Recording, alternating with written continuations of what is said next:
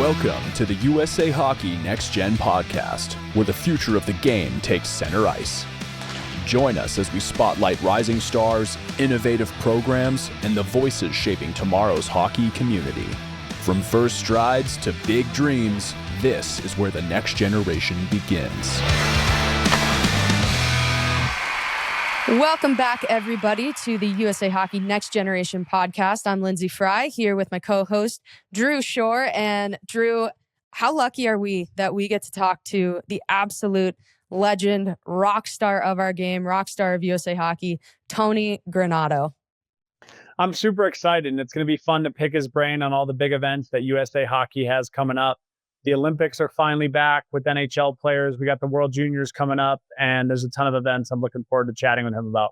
Yeah, me too. And I think for me, I just want to hear about all the different facets. I mean, we could probably talk to him for a full week and still not feel like we've broken the surface of everything that he's accomplished, his family's accomplished. But I just think for young listeners that are tuning into this, to parents that are tuning into this, that have aspirations for their kids, I just think it's going to be a really, really great conversation. And I just think for a guy that really worked so hard to be successful in his career and continues to do so all while having a blast seemingly while he's doing it.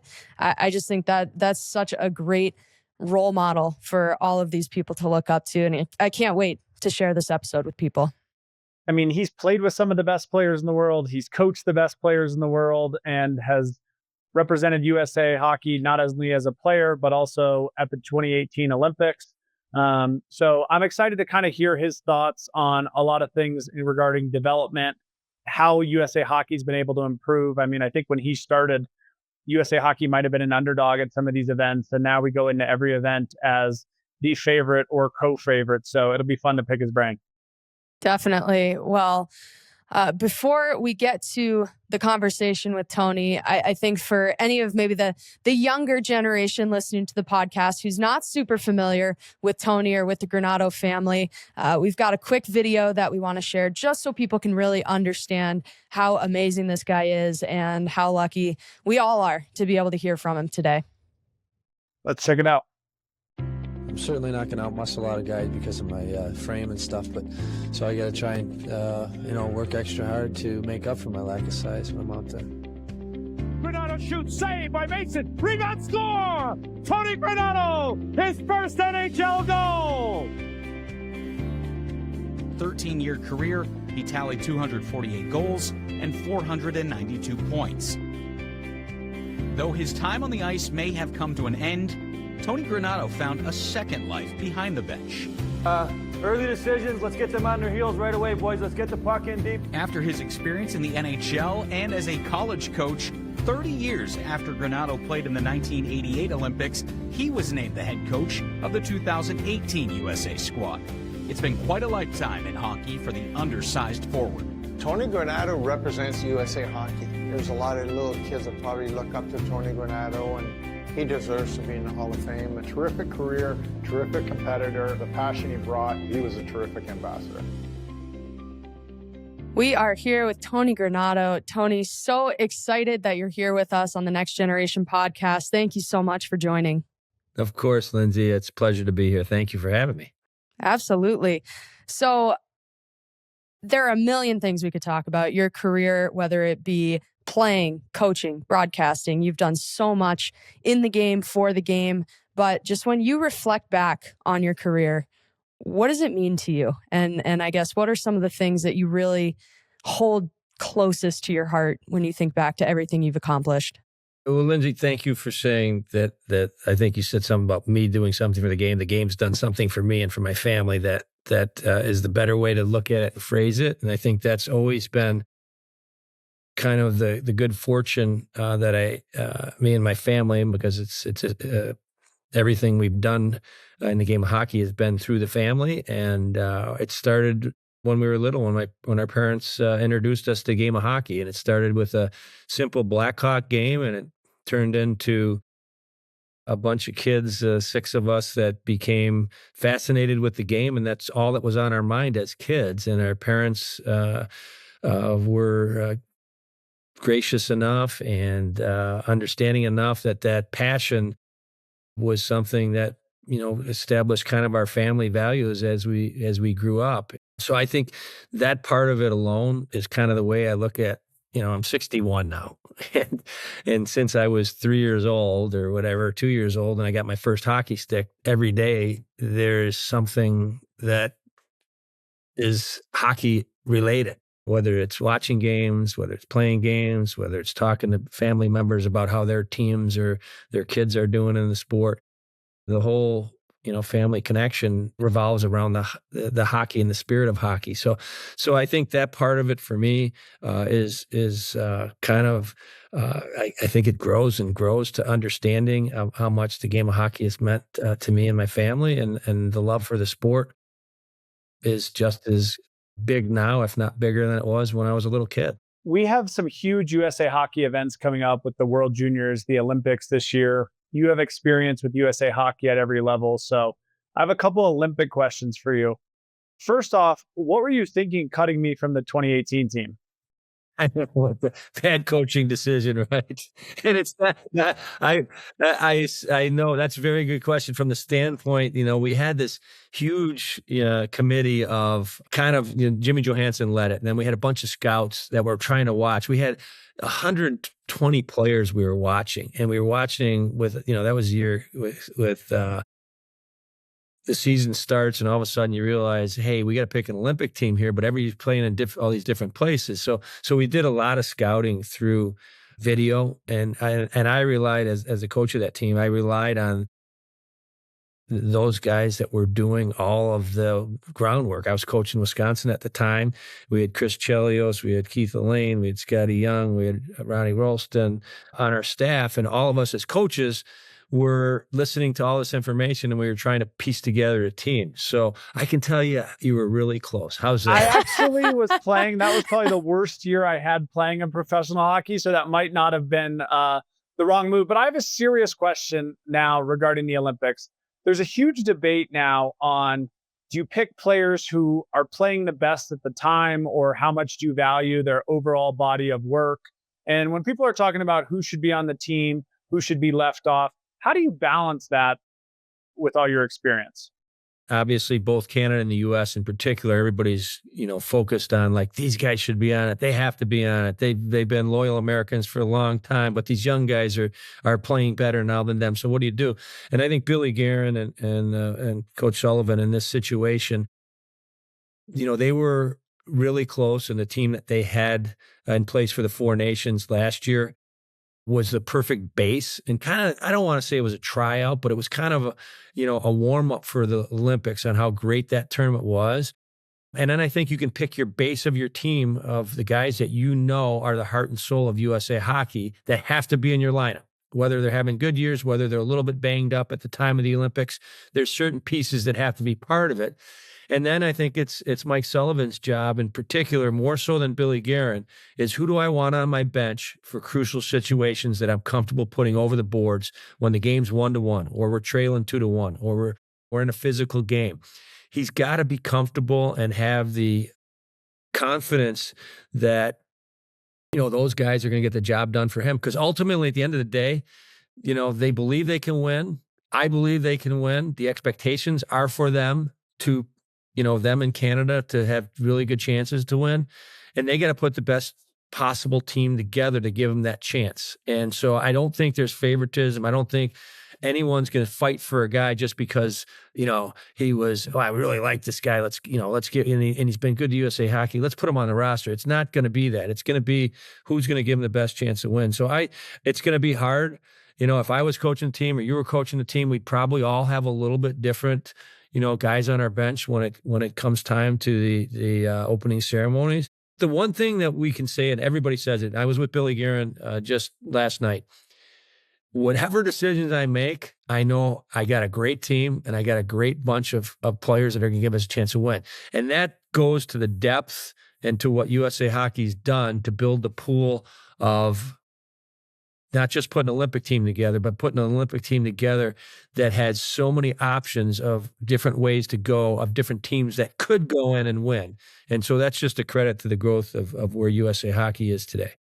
Tony, I love all of that. And I think that's such a great perspective, and something when we think about the people that, are up and coming. This is the Next Generation podcast. It's those kids that are going through, whether it's youth hockey, playing tier 1, playing college, juniors, wherever it is. But everything that you just talked about, I mean, those lessons trickle down. And I think for me, just as a player trying to make an Olympic team, it was, I think one of the biggest learning lessons for me was the fact that everybody's the first line player on their team. And then when you bring them together, like, you really find out what your true strengths are and what coaches value. And can you be adaptable? Can you go from being a first line player to a third or a fourth line player? And what does that look like? And there were definitely women who were more talented than me, but I had a skill set that worked really, really well for a third, fourth line role. And so I just think it's something that now as a coach, I talk about a lot with my players, like understanding your role, recognizing that, hey, it's not all about putting up, 50 points in a year. It's about, what are you doing in the corners? What are you doing on the back check? What are you doing blocking shots? Like, what is your strength? And lean into that. And that's, coaches, to your point, they're going to make their decisions of whether or not that's what they're looking for on a team, and if that's the hole they have to fill. So I just think everything you said, we're talking about the highest level, but that goes all the way down to a kid trying to make a tier 1 14U team. So I loved all of that. That's really cool you brought that up, because there's a couple more things that go along with that. And so I hear a lot of times, especially when I was in the college game, I go watch a kid, and then I hear a parent say, well, this coach doesn't know what he's doing. My kid's not on the power play, blah, blah, blah. And, it's what different things like that. And if you're a kid and you're at any level, whether you're, a youth hockey player, whether you're a college hockey player, high school, it doesn't matter. The coaches are going to put the guys on the ice that deserve to play, that give them a chance to win.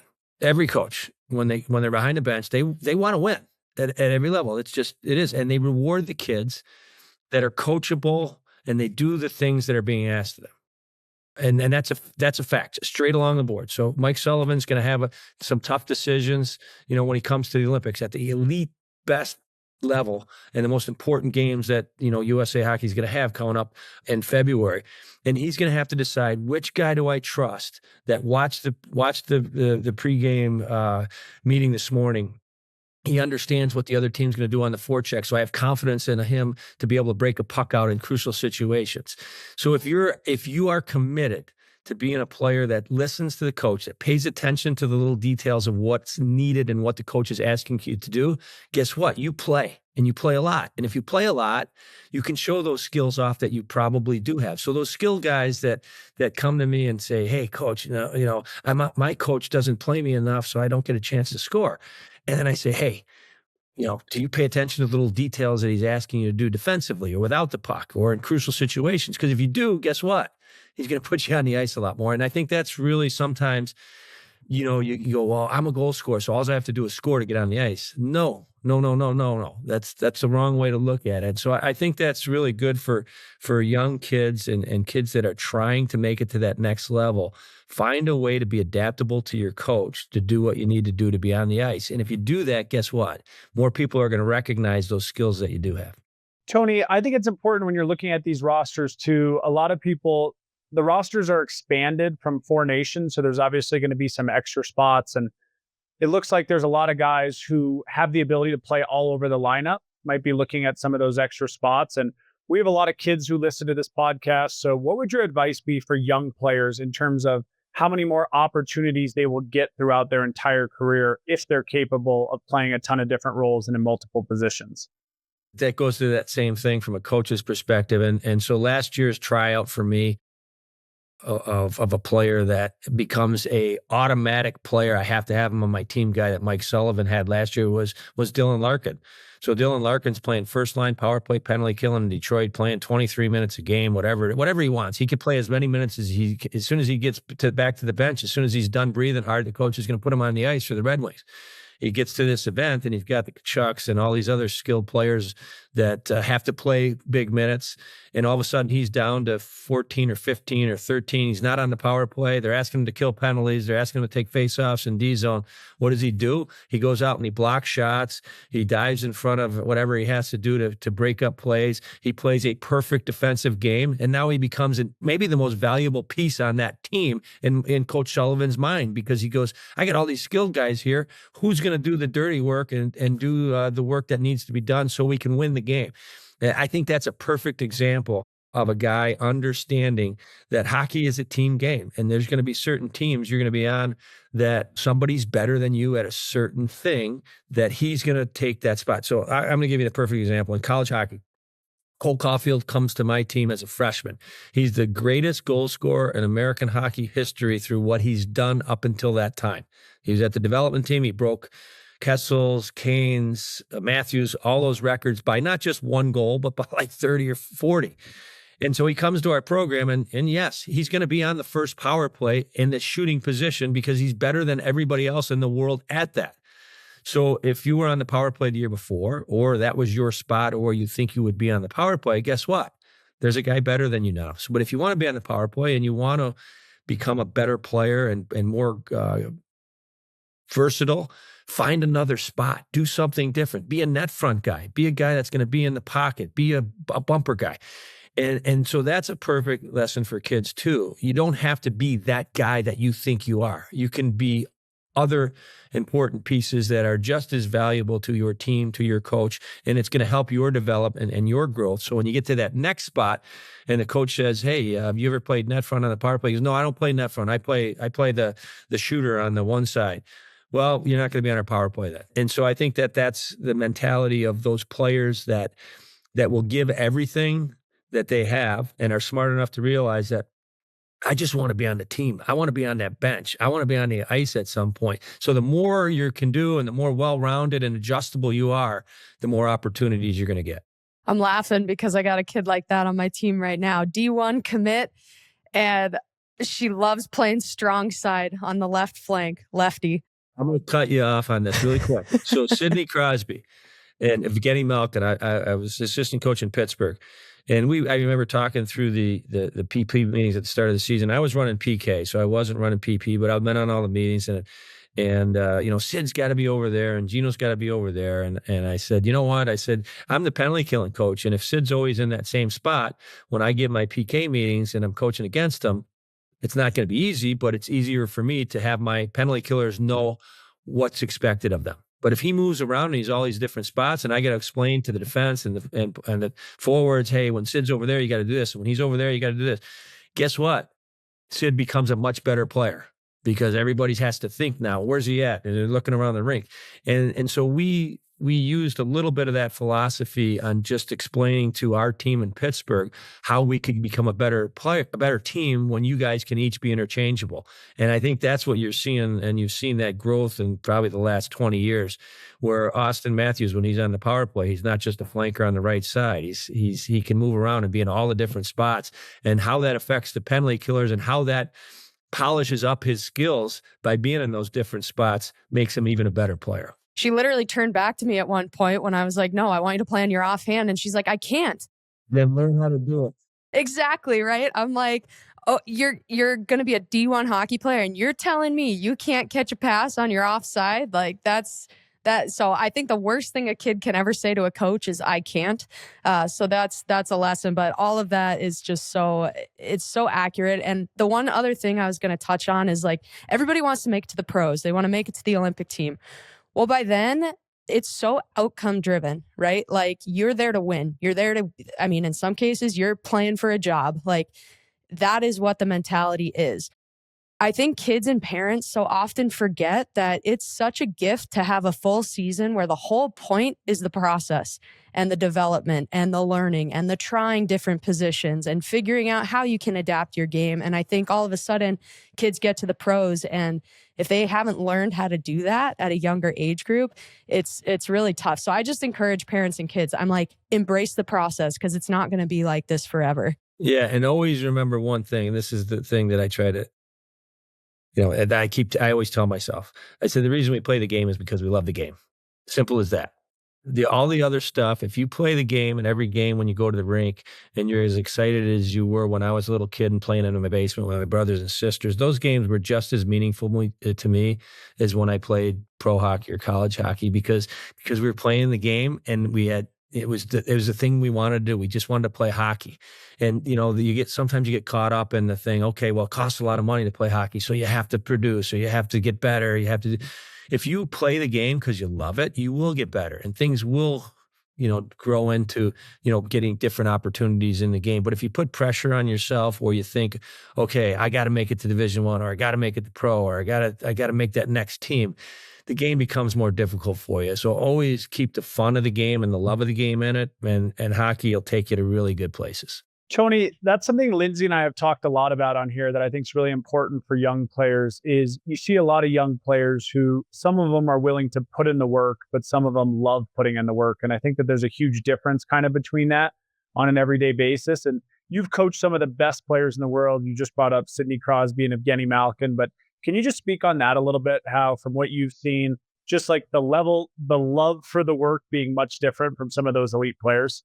Yeah, Drew, it's funny because the Hall of Fame speeches for this year's inductees were three of them that I thought were really outstanding as far as exemplifying exactly what you said. The love of the grind, not just the love of the game, the love of the grind and the work that's committed to, being able to have success, and to be able to, go through those hard practices, go through the off-ice training, go through, the bumps and bruises of the game. You have to love that part of it too. And so Joe Pavelski in particular and Zach Parise, two guys that paid an extreme price, either at the net front or the work that they put in to be the players that they were, and deserve Hall of Fame recognition. That was the part that, as a player, it is hard to get to that next level. You do have to be somewhat obsessed with that commitment to always thinking, I can work harder, I can do more.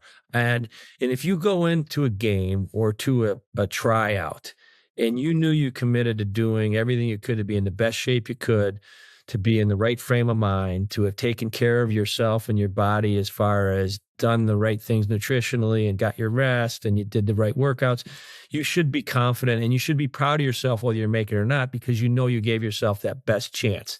And when you have Hall of Famers sharing that same message, and the same message that you and Lyndsey are trying to share with younger players, there's part of hockey to have success that you have to commit to understand that work and grind is going to be tough, but it's also rewarding at the end of the day to say, you know what, man, oh man, I didn't think I could work this hard, and I did. And you know what, I'm going to become better because of it. And I'm also pushing my teammates to see me and watch me and set the example for what that work ethic and that standard is. It's awesome.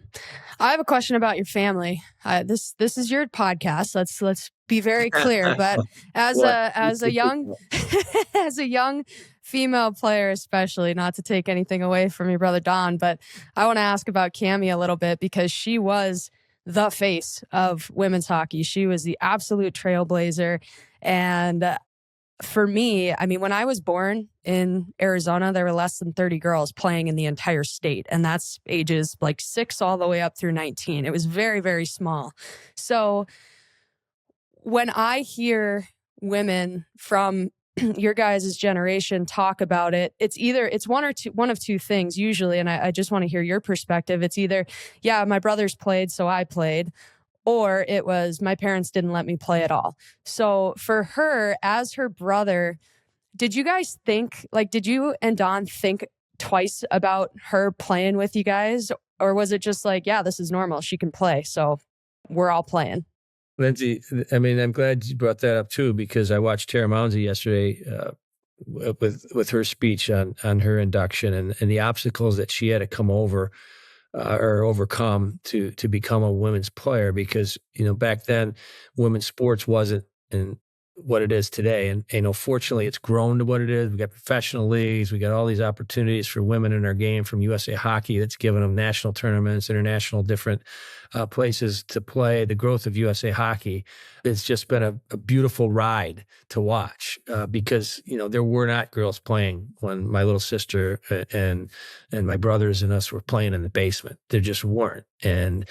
But because the same point that we're talking about, the love of the game. She loved the game as much as we did. And she just wanted to play hockey. That's it. We thought, well, maybe this isn't for you. You should try figure skating. There's girls playing soccer now. There's girls playing different sports. Maybe, you should try some different things. But no, she was on the Little League field with us. She was on the hockey rinks with us, and that's where she wanted to be. And, it was because of the love of the game. And so those obstacles and those challenges of having to change her name to Carl Granato and curl her hair up in her helmet to pretend like she was a boy so she could play in different tournaments because they wouldn't let girls play. Those days were real. And if they didn't do it, her and Karen Bai was there yesterday, Tara Mouncy. I look at the girls that had to overcome all of that stuff just to play hockey. Was really a remarkable thing for me to watch. And it gave me more love and appreciation for our game by saying, well, look at my sister and look at what she's doing just to play hockey. And so I think that really is kind of just a consistent reminder, one, of how proud I am of Cammi, and two, just the understanding of, if you love something as much as she did, go for it and keep, doing what you need to do to follow that passion. And fortunately, there were a ton of pioneers in that era that recognized that the sport of hockey isn't just for men. It isn't just for boys. It isn't just for, the elite players. It's for everybody. And our game, USA Hockey, the NHL, has absorbed that motto that hockey is for everybody. And that is so important. That's why our game's grown. That's why we love our game so much. They recognize that. Some of our greatest fans and people that love the game as much as we do never stepped on the ice. They just appreciate hockey for the beauty and the values that it shines when you become a fan, or you become a fan of an individual player or part of a team. And so I think that's what makes our game so great. Tony, I want to transition a little bit to your coaching career. You got done playing, kind of hopped right into coaching, have coached at a ton of different levels. From an enjoyment standpoint, obviously there's a lot more that goes into coaching college hockey outside of just on the ice and coaching. Did you enjoy, I would say, from an enjoyment standpoint, did you enjoy being at the college level, or did you miss only being able to focus on hockey? Or for you, what brought you more happiness in terms of coaching at both of those levels? Drew, that's a complicated question because I kind of ask myself that often. Here's the nuts and bolts of it. I loved every second that I was at the rink and with the guys and on the ice and helping young players the way that coaches used to help me when I was in that same, development phase of my career. There was always somebody that would step in and say, "Hey, Tony, did you ever, try this?" Or, "Hey, Tony, come on, let's work on, your shot. Let's work on your skating.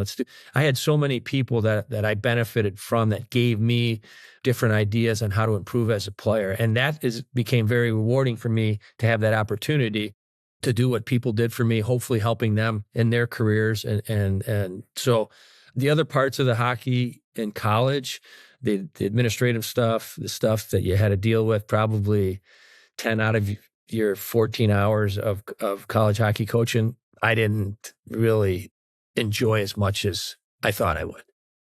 So I think I'm trying to answer this in a fair way. So I miss the pro game because when you're on a pro team and you're in a pro organization as an assistant coach or a head coach, that's what you're doing all day long. Is you're preparing your team for the next game. You're getting ready for your next practice. You got your computer out showing your players different areas on what they can do to maybe improve. So I think that's the part I always enjoy most is just talking hockey and being around hockey. And when you got administrative stuff and you got a bunch of other stuff that you have to deal with during a day, it's taking away from your opportunity to do what you love to do most. And that's being on the ice, on the bench with players. And so I hope I answered your question in a fair way. And now that I'm in the broadcasting, because I jumped into the broadcasting side, this part of it, I didn't think I'd enjoy as much as I am because I thought I'd miss that part of it so much. But I've found now that I'm able to enjoy and appreciate the games at so many different levels because I'm not just associated with one team or one university or one program. I can enjoy the whole facet of youth hockey, women's hockey, sled hockey, and appreciate it and get my heart committed to being a part of that, spirit as well. And I think I've become more, because I'm older too, appreciative of the game in different ways.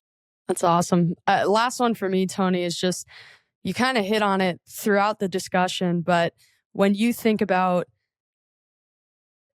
everything as it relates to USA Hockey, the growth that you've seen over the last, several decades, from the time, like you said, you first had a stick in your hand when you were 2 years old to now, just touch on how USA Hockey has changed and the growth that you've seen and how you see it impacting both the collegiate level and the pro level.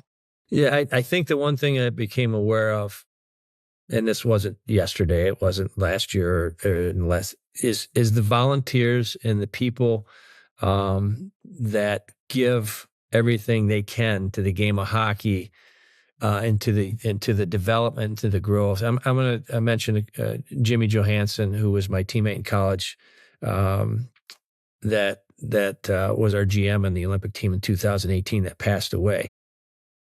He was a really, really good hockey player, a great hockey player that did play pro hockey, did play in the Olympics for a couple Olympics.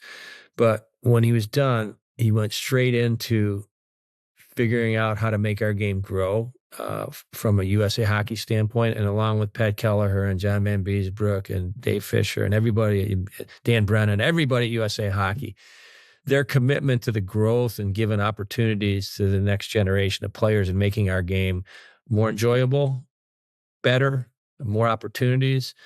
That's just when I was a little kid and playing, I didn't realize how much it took to help that, growth and that, next phase of development. Because back when we played, let's face it, we had a 1980 team that, did that miraculous thing and won that gold medal for us and kind of gave all us young kids at that time a bunch of new heroes that we didn't know we had.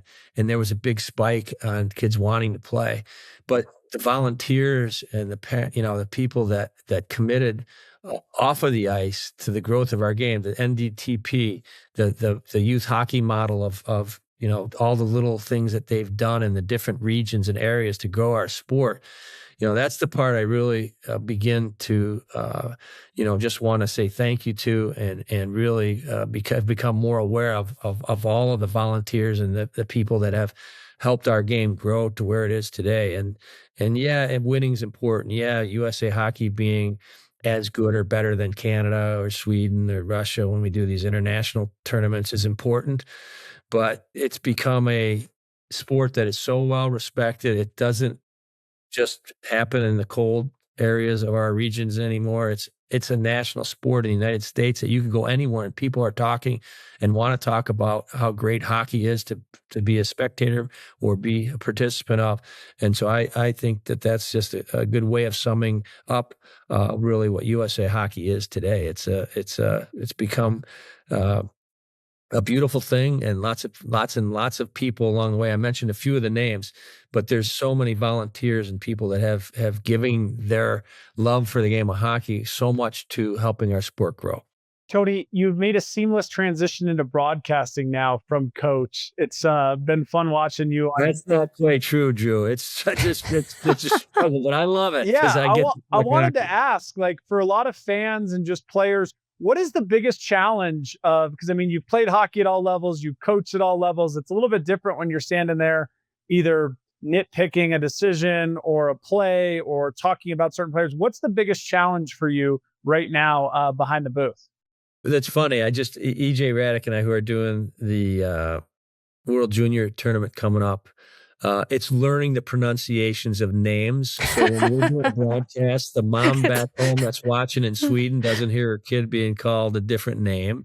So that part for me is always fun. And EJ, helps me. He gives me these pronunciation keys. Phonetically, is that how you write it out for me?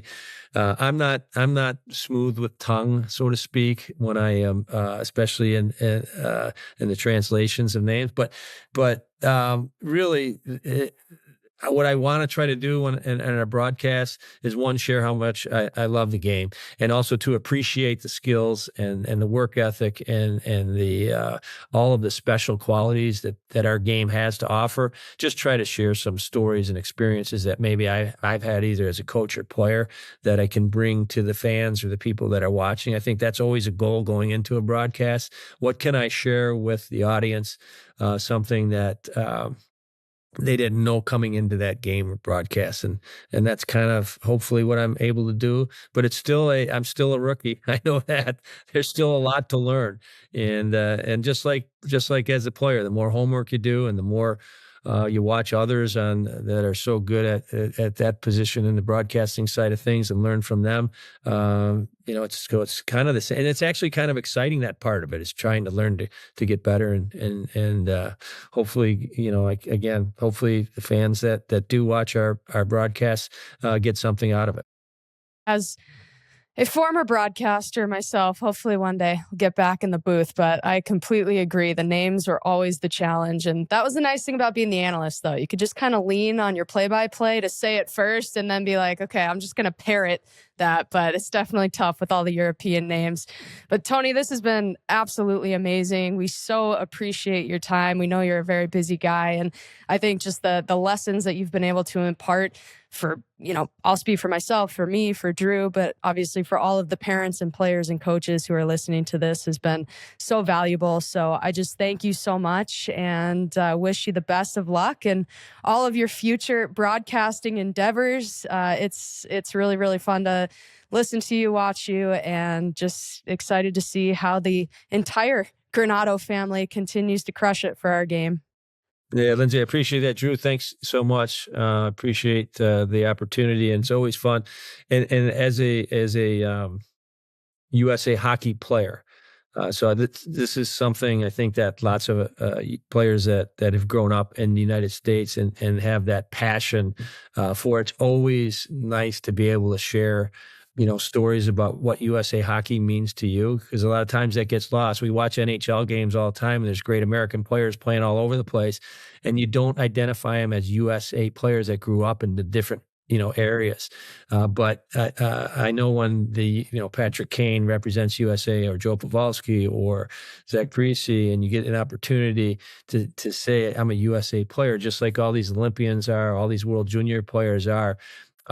It's really special to be from the United States and not just being a hockey player. And I think that most of our USA players recognize the thrill of being called USA players. Yeah, Tony, you talked about it earlier with Dylan Larkin, but I think that's one of the things that makes putting on that jersey so special. Is it's probably the only 2 or 3 week stretch where you see NHL players who are willing to do whatever they can, whether it's be the extra forward or extra defenseman, or do whatever they can to represent their country and be a part of it. So this was a blast. Thank you for coming on. I've now forgiven you from cutting me from that team, and I'll keep watching you on TNT. It wasn't me that cut you. I'll keep watching you on TNT. So no, thank you for your time, and this was awesome.